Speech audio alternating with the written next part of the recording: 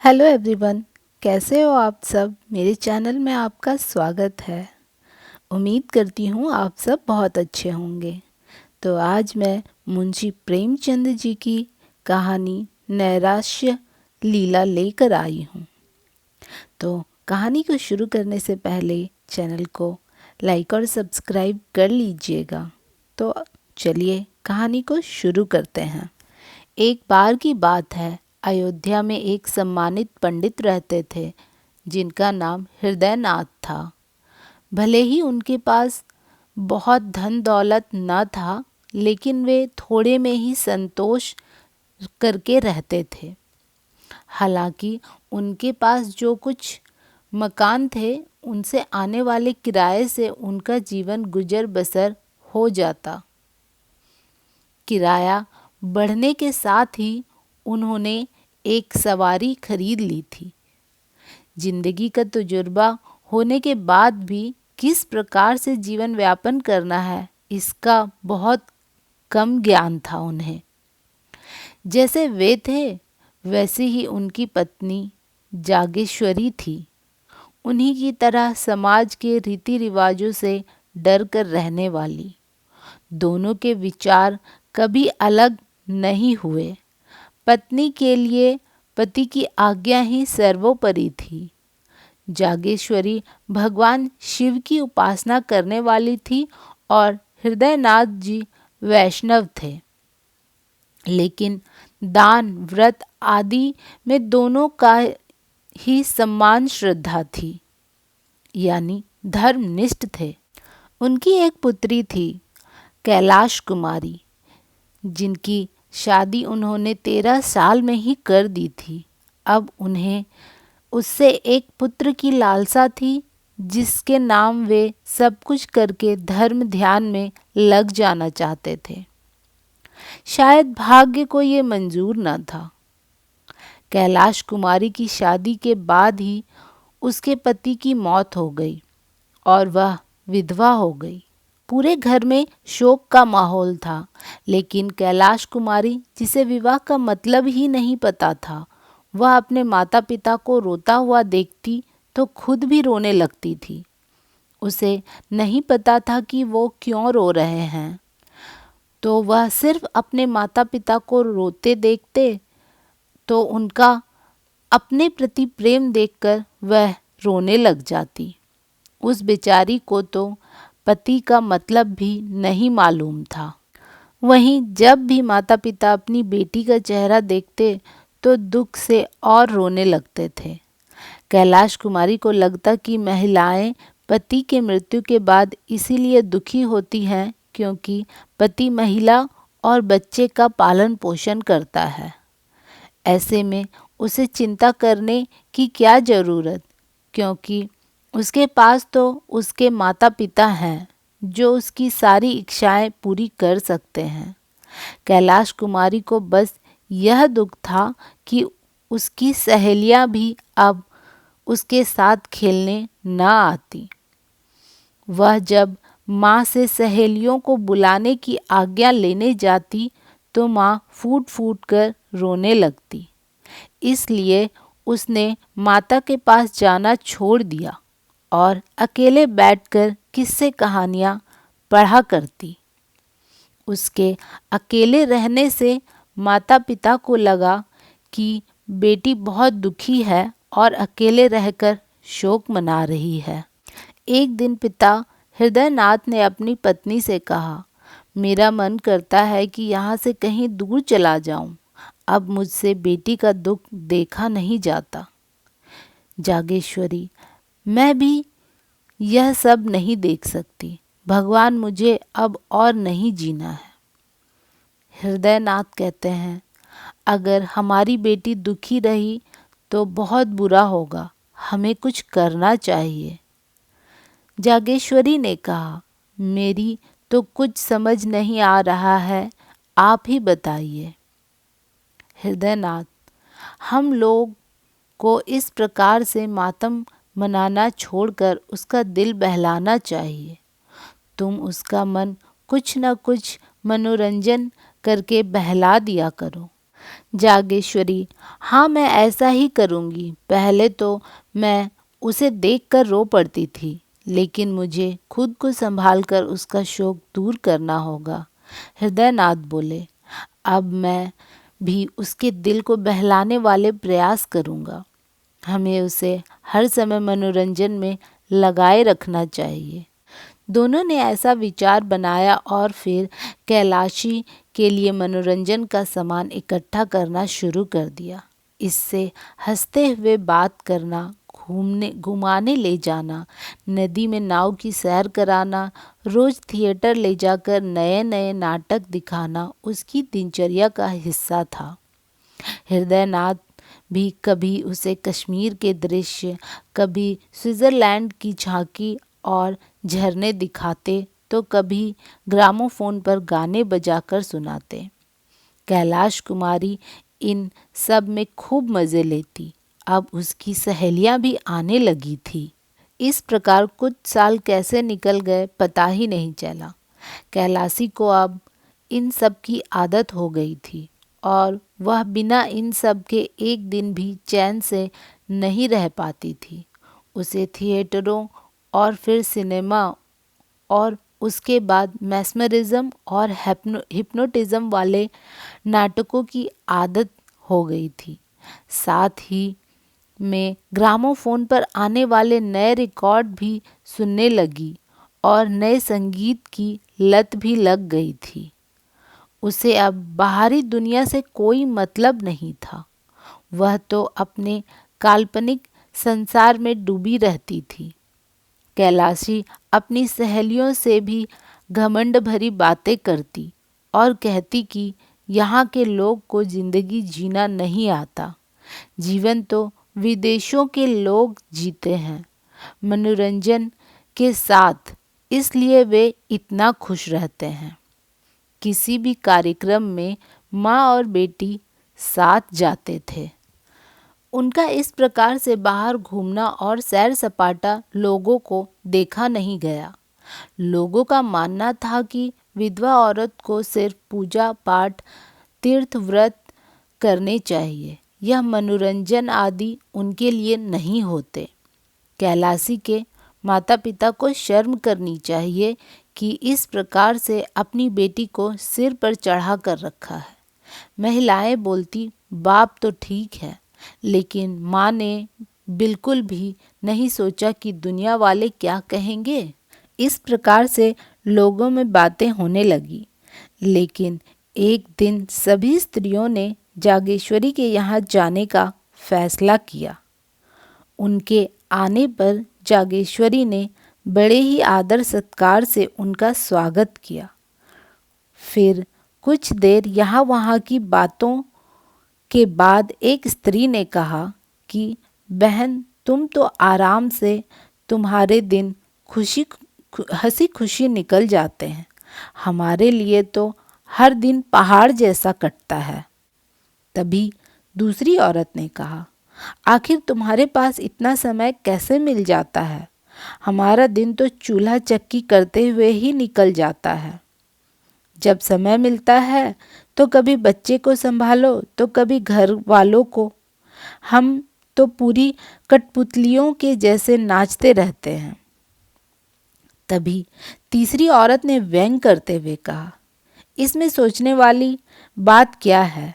यह सब करने के लिए जागेश्वरी जैसा कलेजा चाहिए। तुम लोग तो राज सिंहासन पर बैठने के बाद भी रोती रहोगी। इस बात पर एक वृद्ध महिला बोल उठी, ऐसा दिल किस काम का, जो दुनिया कितना भी मजाक उड़ाए फिर भी किसी को कोई फर्क नहीं पड़े। वह दिल किसी पत्थर से कम नहीं। हम गृहिणी हैं और हमारा काम गृहस्थी को संभालना है, मौज मस्ती करना नहीं। महिलाओं के द्वारा इस प्रकार मजाक उड़ाए जाने पर जागेश्वरी ने अपना सिर नीचे कर लिया। महिलाओं का काम हो चुका था। उनका उद्देश्य उसके मन को तड़पाना था। जागेश्वरी को सबक मिल चुका था। महिलाओं के जाने के बाद उसने यह सब अपने पति से कहा। वह मायूस होकर बोलने लगे कि अब क्या करें? जागेश्वरी ने कहा, अब आप ही कुछ विचार करें। हृदयनाथ लंबी सांस छोड़ते हुए बोले, पड़ोसियों ने मजाक उड़ाया है और यह एक दिन होना ही था, और सही भी है। मुझे खुद पता चला है कि कैलाशी के हाव भाव बहुत बदल गए हैं। विधवाओं का यह सब करना ठीक नहीं है। अब यह सब बंद करना होगा। जागेश्वरी टोकते हुए बोली, पर कैलाशी को तो इन सब की आदत हो गई है, कैसे रहेगी वह इनके बिना? हृदयनाथ, हमें सब रोकना पड़ेगा। धीरे धीरे घर का माहौल बदलने लगा। हृदयनाथ शाम को ग्रामोफोन की जगह धर्म ग्रंथ पढ़कर सुनाने लगे। घर में माँ और बेटी धर्मनिष्ठा का पालन करने लगी, संयम उपासना करने लगी। गुरुजी ने कैलाशी को दीक्षा दे दी और सभी महिलाओं ने वहां आकर उत्सव मनाया। अब माँ बेटी गंगा स्नान करने लगी, मंदिर जाती, एकादशी का निर्जला व्रत रखती। गुरुजी कैलाशी को रोजाना संध्या के समय धर्म उपदेश देते। कैलाशी को कुछ दिनों तक यह सब कष्टप्रद लगा, लेकिन थोड़े ही दिनों में उसे इन सब में रुचि होने लगी। उसने मनोरंजन का मार्ग छोड़कर अध्यात्म और त्याग का मार्ग अपना लिया। उसे पति और अपनी परिस्थिति का मतलब समझ आने लगा। अब उसने प्रायश्चित करने का मन बना लिया था। वह साधु महात्माओं की सेवा करने लगी और यहाँ तक कि 3 साल में ही उसने संन्यास लेने का सोच लिया। जैसे ही माता पिता को इस बात का पता चला, उन्होंने अपना सिर पकड़ लिया। माँ ने कहा, बेटी अभी संन्यास लेने की तुम्हारी उम्र नहीं है, ऐसी बातें मत सोचो। कैलाशी, माँ इन सब झंझटों को जितने जल्दी छोड़ दिया जाए उतना अच्छा है। हृदयनाथ, क्या घर में रहकर इन सब से मुक्ति नहीं मिल सकती है? तभी माँ ने कहा, इन सब से बदनामी होगी। कैलाश कुमारी, जो भगवान के चरणों में अर्पण हो जाता है उन्हें बदनामी की चिंता नहीं होती। जागेश्वरी ने समझाया, बेटी हमें तुम्हारा ही आसरा है। अगर तुमने संन्यास ले लिया तो हम किसके सहारे जिएंगे? कैलाश कुमारी, भगवान ही सबका सहारा है माँ। अगले रोज यह बातें मोहल्ले वाले को पता चल गई। शुरू में तो उन्होंने आपस में खूब मजाक उड़ाया, लेकिन फिर कुछ पुरुष इस गुत्थी को सुलझाने के लिए हृदयनाथ के यहाँ आ गए। एक सज्जन बोले, क्या तुमने सुना है डॉक्टर गौड़ का प्रस्ताव बहुत अधिक मतों से मान लिया गया है? दूसरे व्यक्ति ने कहा, ये लोग हिंदू धर्म का नाश करके मानेंगे। तीसरे व्यक्ति ने कहा, नाश तो होगा ही, जब हमारे ही साधु महात्मा मासूम लड़कियों को बहकाने लगे हैं। हृदयनाथ, मेरे साथ भी ऐसा ही हुआ, आपको तो पता ही है सब कुछ। पहले व्यक्ति, आपने आपके ही नहीं हमारे साथ भी हो रहा है। हृदयनाथ, आप लोग कोई रास्ता निकालिए। पहले व्यक्ति, आपने उसे समझाया नहीं था क्या? हृदयनाथ, बहुत समझाया और अब हार गया, किसी की कुछ नहीं सुनती। तीसरे व्यक्ति, उसे इस मार्ग पर नहीं लाना था। पहले व्यक्ति, पर अब पछताने से क्या होगा? कुछ लोगों की सलाह है कि विधवाओं को अध्यापिका का काम करना चाहिए। दूसरे व्यक्ति, सलाह अच्छी है, आस पड़ोस की कन्याएं पढ़ने को आएंगी और कन्या का मन भी लगा रहेगा। हृदयनाथ, मैं उसे फिर समझाऊंगा। जैसे ही लोग गए, हृदयनाथ ने कैलाश कुमारी को समझाने का प्रयास किया। पहले तो हृदयनाथ को कैलाश कुमारी को समझाने में कठिनाई हुई, लेकिन धीरे धीरे कैलाशी की सोच बदलने लगी और वह मान गए। हृदयनाथ ने मोहल्ले वालों की बच्चियों को जोड़कर पाठशाला शुरू कर दी। पंडित जी खुद कैलाशी के साथ पाठशाला में पढ़ाने लगे। कुछ ही दिनों में पाठशाला चल गई और दूसरे मोहल्ले की बालिकाएं आने लगी।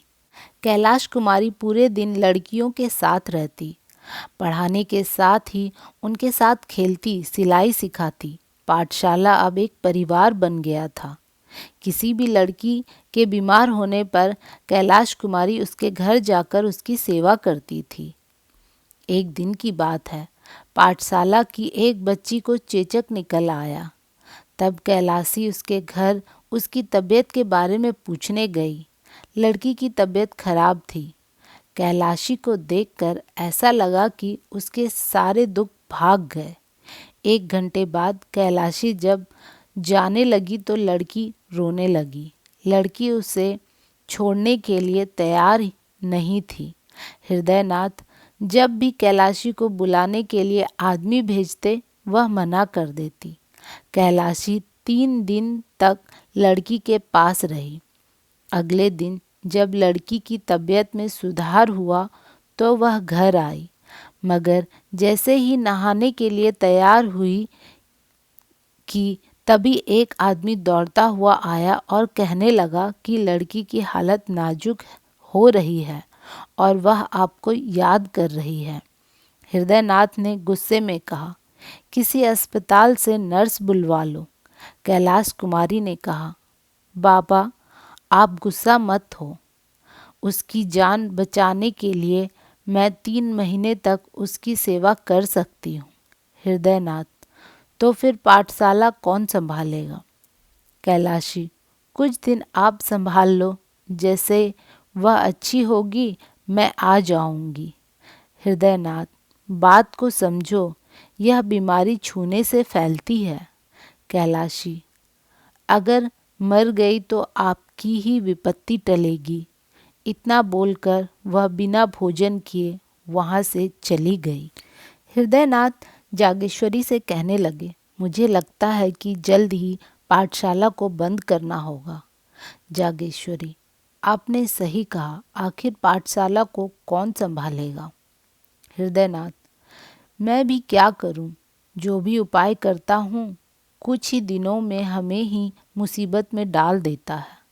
मुझे अब बदनामी का डर सताने लगा है, क्योंकि लोग कहेंगे कि लड़की पराए लोगों के घर में आती जाती है, कई कई दिनों तक वहीं रहती है। जागेश्वरी, तो आप उसे पढ़ाने से मना कर दीजिए। और क्या कहें? कैलाश कुमारी के वापस आने तक हृदयनाथ पाठशाला बंद कर चुके थे। इसे देखकर कैलाशी ने गुस्से से तीव्र स्वर में कहा, यदि बदनामी का डर है तो मुझे जहर दे दो। आपके पास इसके सिवाय और कोई उपाय नहीं हो सकता। हृदयनाथ ने उसे समझाया, बेटी इस संसार में रहना है तो संसार के अनुसार ही काम करना पड़ेगा। कैलाशी, अगर ऐसा है तो मुझे बताइए कि ये लोग आखिर क्या चाहते हैं मुझसे। मैं क्यों संसार के नियमों को निभाने के चक्कर में एक कठपुतली बनूं? मेरे अंदर भी जान है, मुझे भी जीने की चाह है। मैं अपने आप को दुखिया नहीं मान सकती और ना ही रोटी का एक टुकड़ा खाकर रह सकती हूँ। बताइए मैं ऐसा क्या करूँ ये लोग मुझे जो चाहे समझें, लेकिन मैं अभागिन नहीं। मुझे पता है कि खुद के आत्मसम्मान की रक्षा कैसे करनी है। मैं कोई जानवर नहीं हूँ जो समाज लाठी लेकर मेरे पीछे पड़ा रहे। इतना बोलकर कैलाश कुमारी वहाँ से चली गई। इसके बाद से वह अपनी लाचारी और स्त्रियों की बेबसी के बारे में सोचने लगी। उसे लगने लगा कि महिला पुरुषों के अधीन क्यों है? क्या एक स्त्री का यही भाग्य है? यह सोचकर अपने नसीब और समाज के द्वारा किए गए अत्याचार पर दुखी और नाराज हो जाती थी।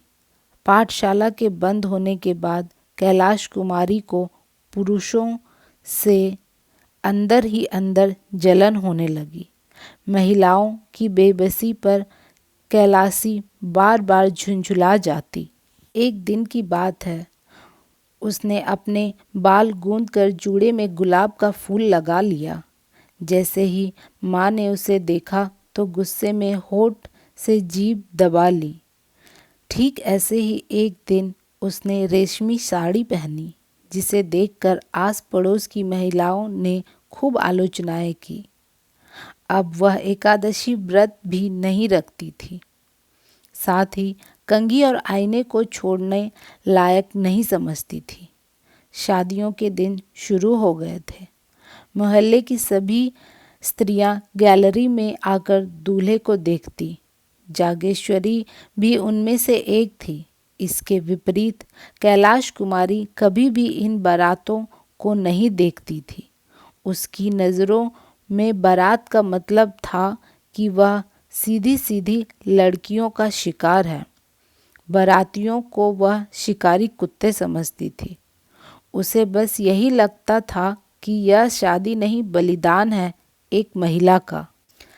दिन गुजरे, तीज व्रत का दिन भी आ गया। घरों में साफ सफाई के साथ ही स्त्रियां व्रत रखने की तैयारी करने लगी। वहीं व्रत की तैयारी जागेश्वरी ने भी की। अपने लिए नई नई साड़ियाँ मंगवाई। हमेशा के जैसे ही कैलासी के ससुराल से भी कपड़े, मिठाइयाँ और खिलौने आए। यह विवाहित महिलाओं का व्रत है, लेकिन विधवा भी इसे रीति रिवाज से करती है। उनका संबंध पति के शारीरिक नहीं बल्कि आध्यात्मिक होता है। अभी तक तो कैलाश कुमारी यह व्रत रखती थी, लेकिन अब उसने निश्चय कर लिया था कि वह यह व्रत नहीं रखेगी। माँ ने सुना तो सिर पीट लिया। वह बोली, बेटी, यह व्रत रखना हमारा धर्म है। कैलाशी, अगर यह धर्म है तो पुरुष महिलाओं के लिए क्यों कोई व्रत नहीं रखते? जागेश्वरी, पुरुषों से इसको निभाने की रीत नहीं है। कैलाशी बोली, वे इसलिए कि जितनी महिलाओं को मर्दों की जान प्यारी है, उतनी मर्दों को महिलाओं की प्यारी नहीं। जागेश्वरी, तू ही बोल कि महिलाएं मर्दों की बराबरी करे भी तो कैसे? उसका धर्म है अपने पति की सेवा।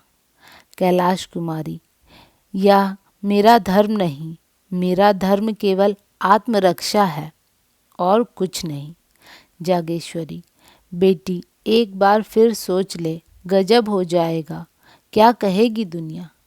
कैलाश कुमारी, क्या माँ, आप फिर उसी दुनिया को लेकर बैठ गई। मुझे खुद की आत्मा के अलावा किसी का भी डर नहीं है।